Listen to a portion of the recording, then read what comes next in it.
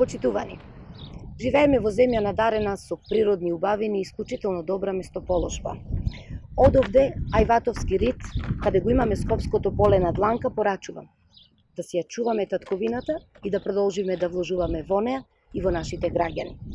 Изминативе нецели 3 години на вистина вложивме многу. Направивме вистински пресврт во македонската економија. Го подобривме животниот стандард на граѓаните, ги изградивме надворешните релации во Европа и кон светот. Направивме многу, но веруваме дека можеме уште повеќе и уште подобро. Денес се обврзуваме на нови цели пред граѓаните и пред себе си, бидејќи знаеме и умееме. Имаме решенија за сите граѓани, решенија за иднината. Нашата понуда во наредните 4 години е градење на нова, развојна македонска економија, уште повеќе инвестиции, уште повеќе нови работни места и повисоки плати.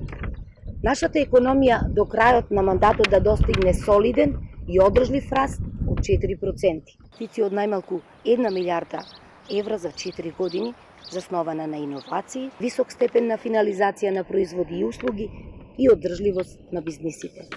За 4 години 2,2 милиарди јавни инвестиции и 1,2 милиарди евра директни приватни инвестиции.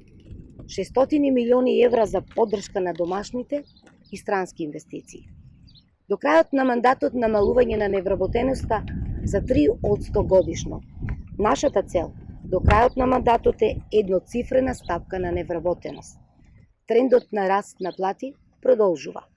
До крајот на мандатот минималната плата ја зголемуваме на 20.000 денари, што представува дури 120% повеќе од оние 9.000 денари на ДПМН во 2016 година.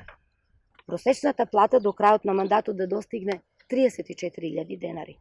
Растат платите, но растат и пензиите. Нашата проекција е покачување на најниските пензии за најмалку 21%.